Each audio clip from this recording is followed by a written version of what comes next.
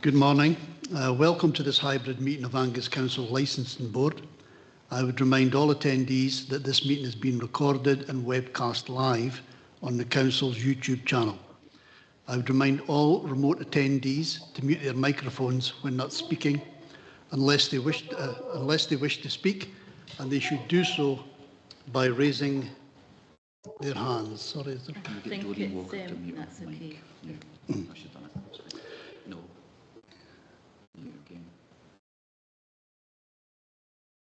Yep. Can I also remind remote members attending hybrid meetings where quasi-judicial matters are being considered, they will not be permitted to participate by audio only and must have their video camera functions switched on at all times.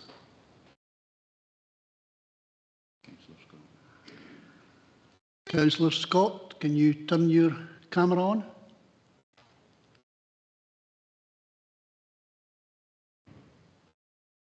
Councillor Scott? Thank you. Thanks. Okay, we'll start the business. Item 1, apologies for absence. Yes, Convener, there's apologies for absence from Councillor Fotheringham. We've got remotely joining us today is Councillors Durno, Councillor Gavin Nicholl and Councillor Jill Scott. The rest of the members are in the chamber. Thank you. Item 2, declarations of interest and statements of transparency. Councillor Melville. Yes, thanks, Convener. A statement of transparency covering item 4. I've visited the business more than once, but there's no financial interest, so I'll remain in the meeting and take part in discussions. Councillor Whiteside. Statement of transparency for the same item as Councillor Melville. No financial interest, and I'll stay and take part. Thank you very much. Nothing online, no. Okay, we'll move to item 3, minutes of previous meeting. Can we agree these as a true record of the meeting? Agreed. Moving to item 4, on page 6 of your papers.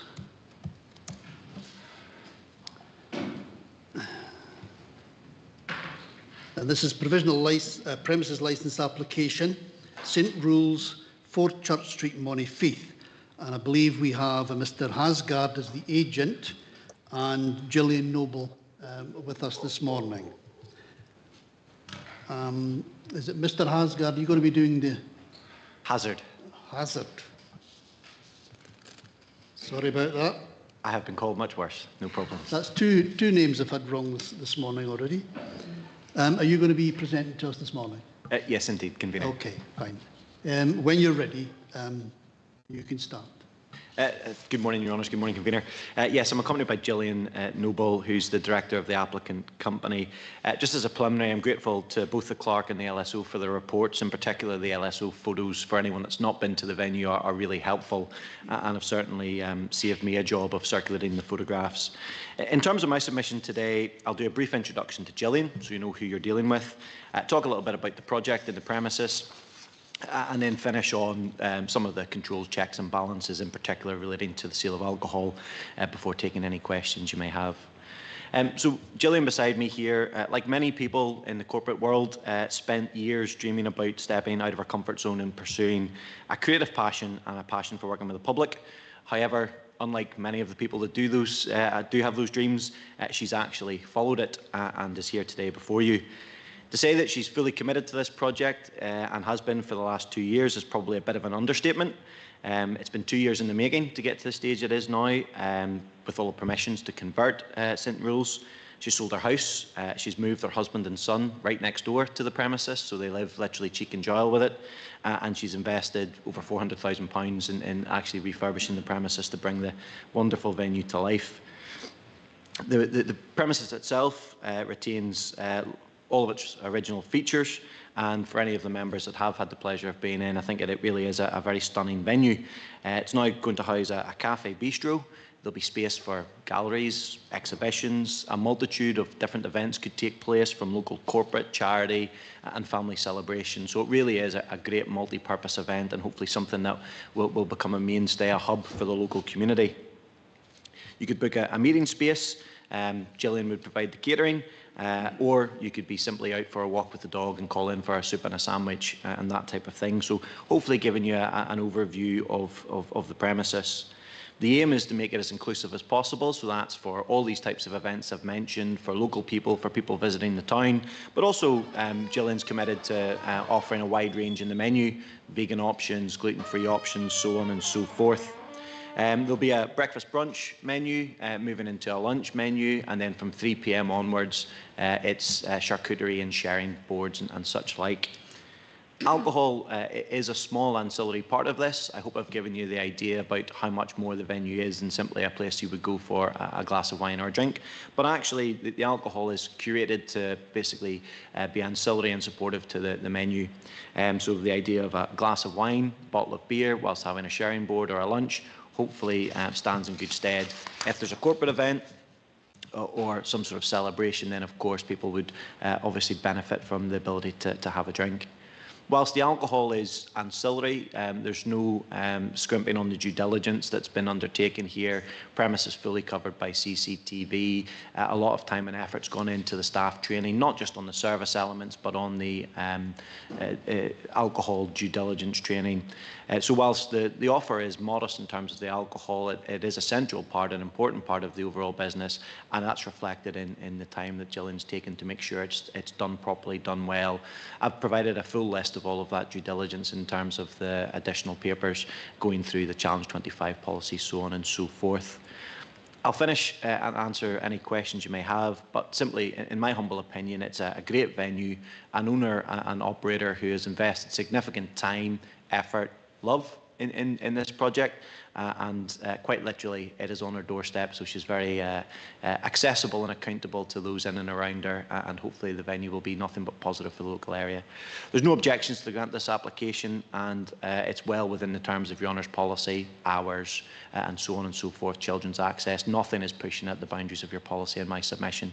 So with that said, your honours, I'd be delighted to answer any questions, as would Gillian, and I'd simply move the grant and ask you to support this application. Thank you.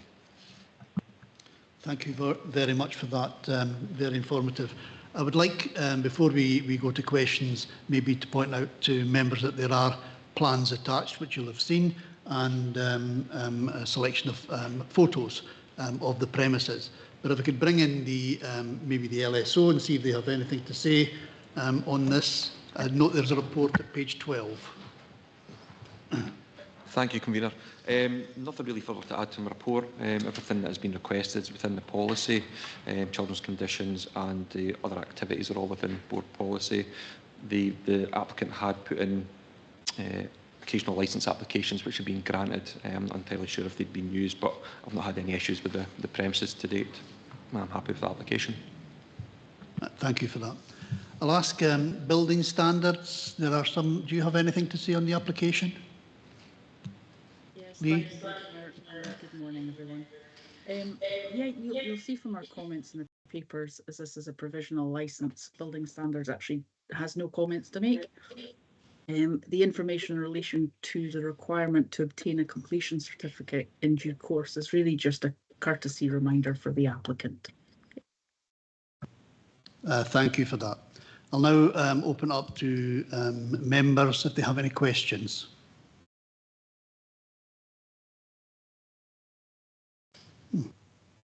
No questions. Any comments?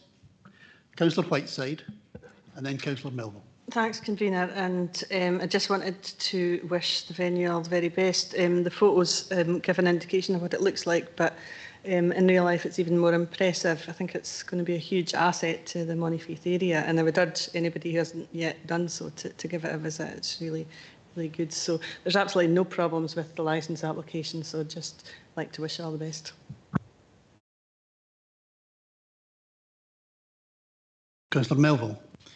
Thanks, Convener. I just want to reiterate Councillor Whiteside's good wishes. The investment in the business, both in terms of time and love, is absolutely clear.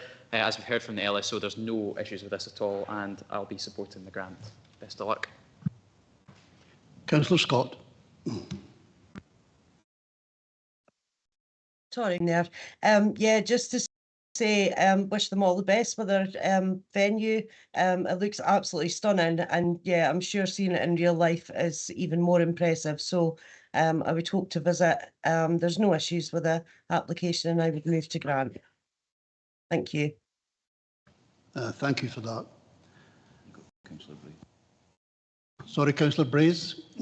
Yes, just a comment. I would like to compliment the applicant in the very professional way she's taken this project through to fruition right the way through. And of course, if you're granted a licence today, that carries an awful lot of responsibility. There is a reason why we licence alcohol, and I'd be very confident that you would deal with that in a very professional manner. I have to say, unlike an awful lot of people who hold licences in Angus and don't seem to consider it to be a responsibility, but rather just something they're entitled to. Thank you. Thank you, Councillor Braze. I think that's us. Having heard that, do you have anything else you would like to say? No, thank you. I'll leave it there, but thank you for your kind comments. It was my pleasure to make this application before you today. Thank you. With that, we'll move to the recommendations.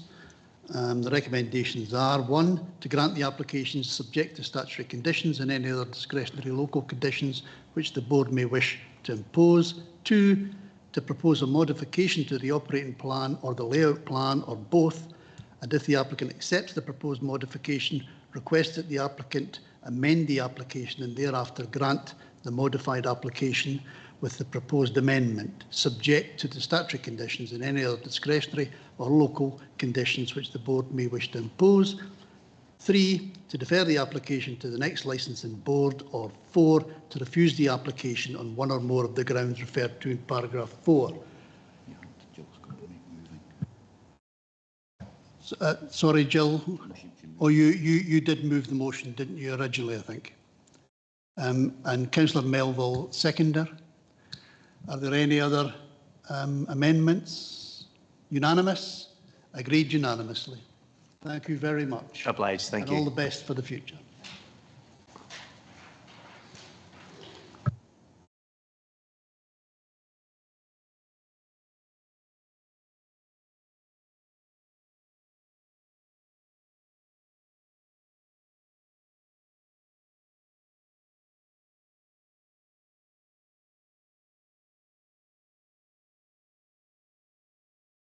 Sorry, we move now to item 5, premises licence, a request to vary under the Licensed in Scotland Act 2005. It is Monifieth Bowling Club, 8 Albert Street, Monifieth, and I believe we have Doreen Walker coming in online. Hello, Doreen.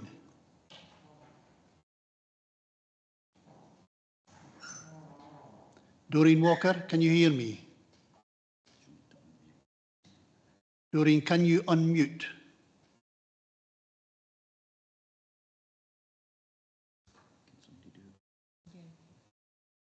John, could you unmute Mrs. Walker, please?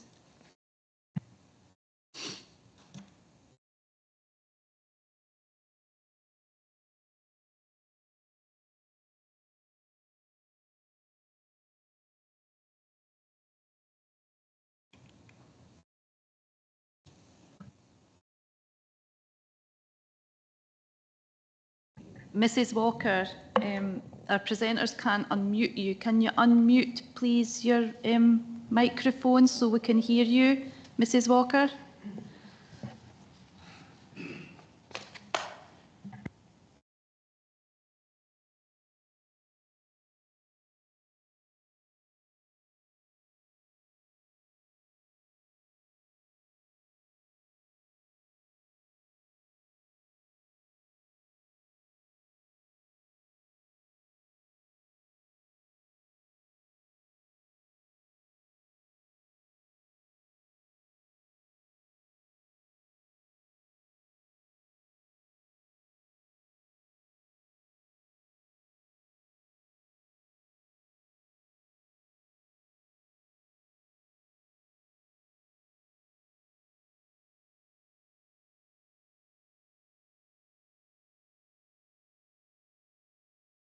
Yeah, sorry for anyone watching from afar, but we're having an issue with someone coming in online. So we're going to move to item 6, which is applications for occasional licence, Letham Crafts, 11 Allbar Road, Letham, and I have that at page 21.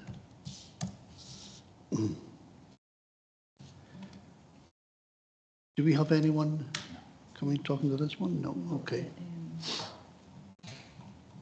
Okay, members will have had a chance to actually review the papers on this application. Are there any questions? No questions. Any comments? Councillor Nicholl.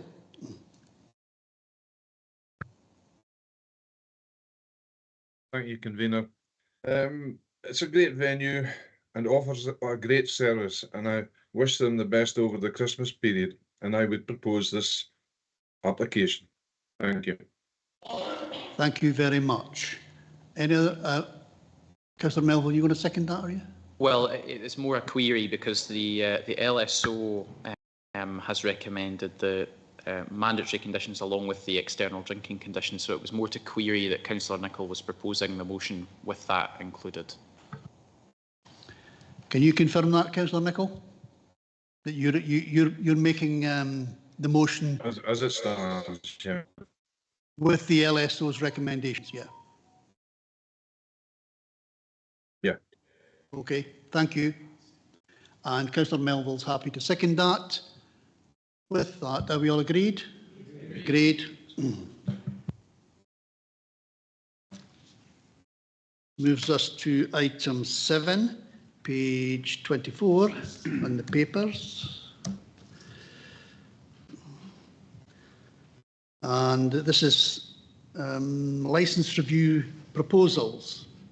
This one we'll remember from previous years is the licence fee non-payment list. I don't know what there is to say about this, but Councillor Melville, you want to come in? Yeah, thanks, convener. I was just wondering, we get this list every year. How many of the premises on this year have been on this list before? How many of these are repeat customers, so to speak? Because they really should know by now that they need to pay their fees. Absolutely. I don't have that correlation, but I can get that to you after the board. Councillor Whiteside. Thanks, convener. I'm just wondering if any of the payments have been received since the papers were produced. Yes, I do have an update. There one payment from licence number 53, the Lochside Bar, has been paid, so the total due has been reduced to 5,700.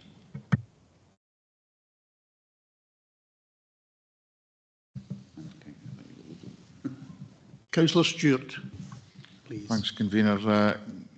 Can you tell us if these fees aren't paid, is there any way we go about chasing them up? I'm conscious of a couple that's on there that are no longer actually trading. So I just wondered how we go about dealing with that. Thank you, Councillor. What's before you just now is a recommendation to bring it back to review the licence at the next board, and then if you agree that in terms of the potential breach of condition, there are options at that point to deal with the licence. So at this point, we're looking at whether you agree there should be a review proposal for these. Councillor Durno. Yeah, thanks, convener. I've got a query on page 26, the Fisherman's Inn. That actually changed to Andreas Bistro in 2018. So are they still using the licence under the Fisherman's Inn, or has it been changed to the Andreas Bistro? I'd like to get that checked out if possible. Certainly that, in terms of our system, it's still regarded as that. If there has been a change, they've not notified us, which is a requirement. However, I'll task our LSO to make inquiries on that one. That's great, thank you. Councillor Nicholl and then Councillor Braze.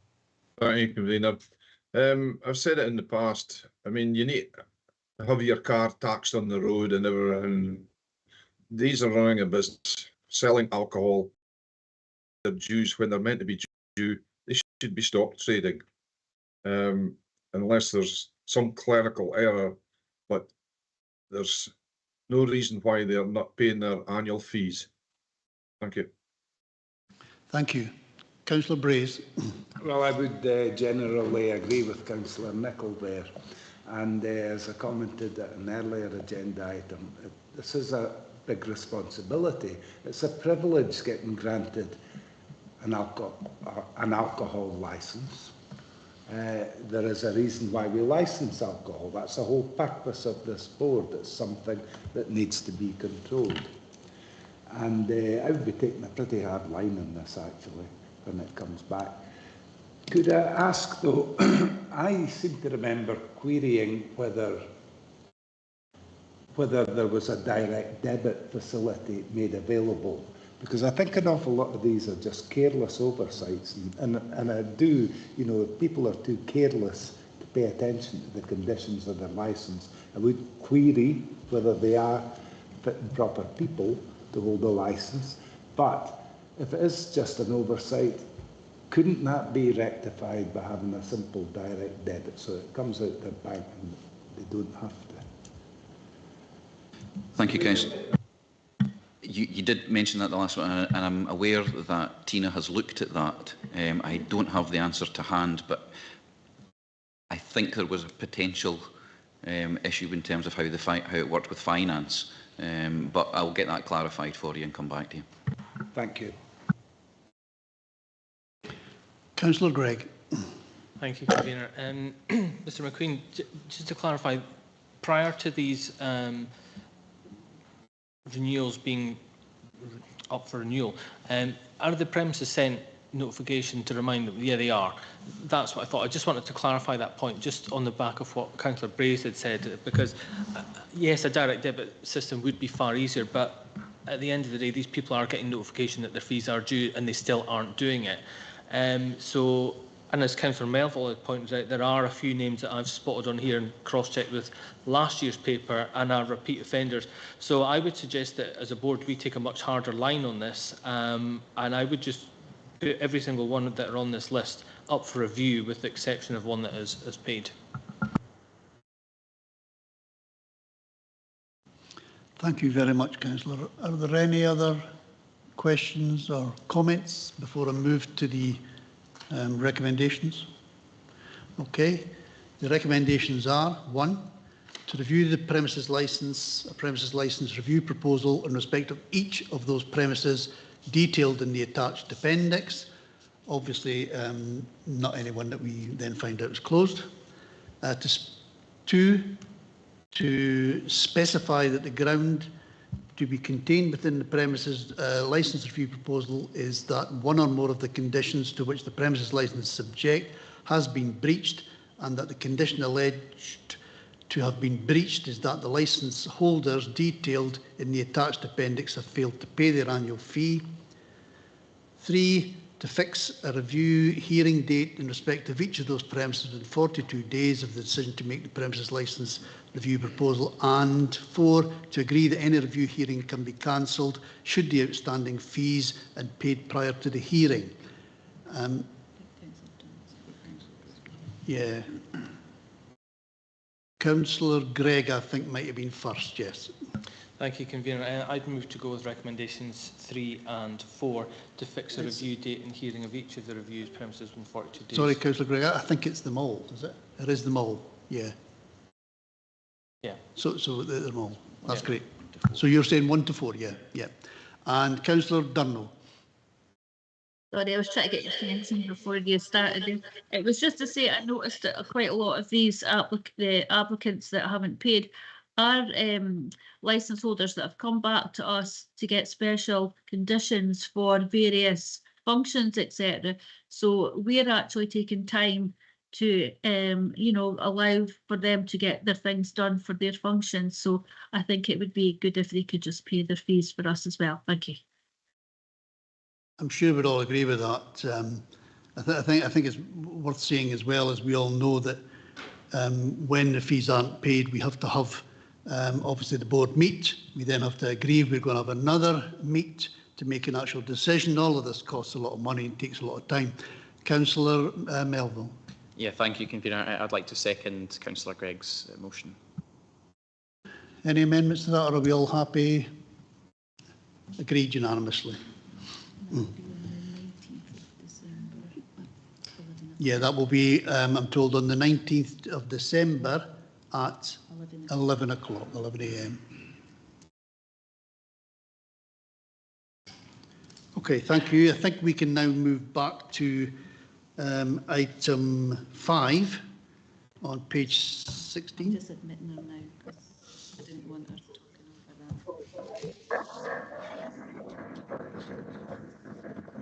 that.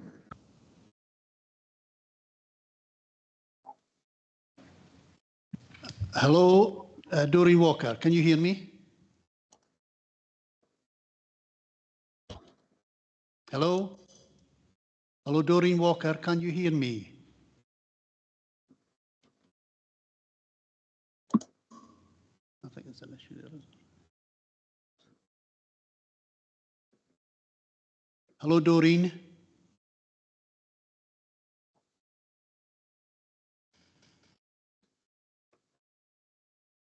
I think we'll go back again. We'll move on, or we're going to be here.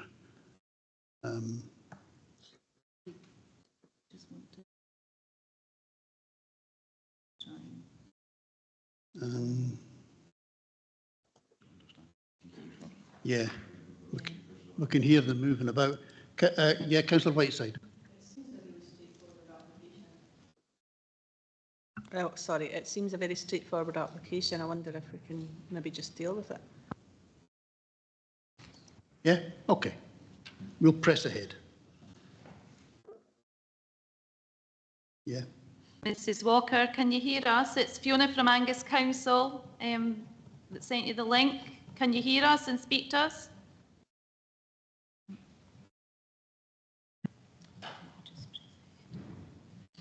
Yeah, there seems to be very little on this one, like Councillor Whiteside says. Everything seems to be within board policy. We do have a report from the LSO. Would you like to say anything on that, Kim? Yeah, thank you, Convener. Nothing really to add to the report. I met with the proposed premises manager, Bruce Lorimer, on the 1st November and carried out a statutory check of all their documentation, and there was nothing that came of that. I've had no complaints in relation to the premises either, and no objections to the application, so I'm happy with the application as it is. Okay, with that, I think we'll move to the recommendations if everyone's happy.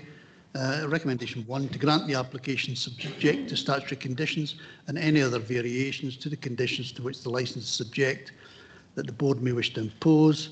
2, to defer the application to the next licensing board. Or 3, to refuse the application on one or more of the grounds referred to in paragraph 4. Councillor Melville. Thank you, Convener. I'd like to move the grant subject to the statutory conditions. And a seconder. Councillor Whiteside. Anyone else? No? Okay.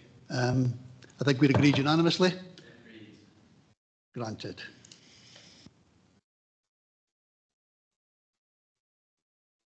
That'll take us to item 7. Oh, sorry. Item 8, personal licence delegated approval. This will be a nice one. This is at page 27.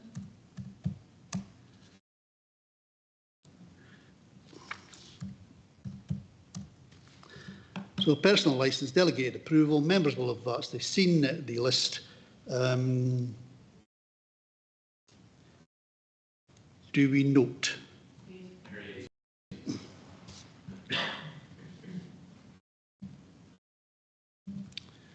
Moving to item 9 on page 29. Again, occasional licence, delegated approval. Members will have seen the list of delegated. Do we agree to note?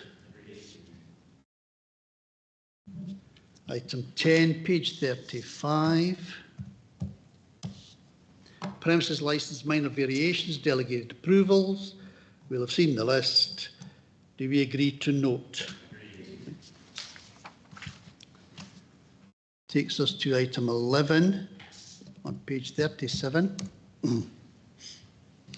Confirmation of provisional premises licence, delegated approvals.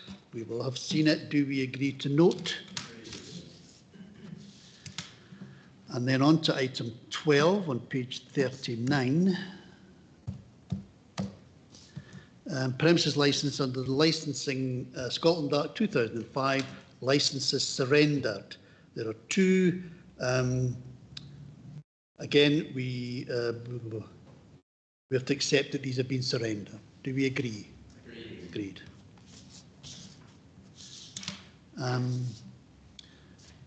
Before we go on to item 13, I would suggest that the live stream be stopped prior to consideration of the following item, as to avoid possible disclosure of sensitive information. The meeting will, however, remain open to the public to attend in person. Is this agreed? John, can you stop the live stream?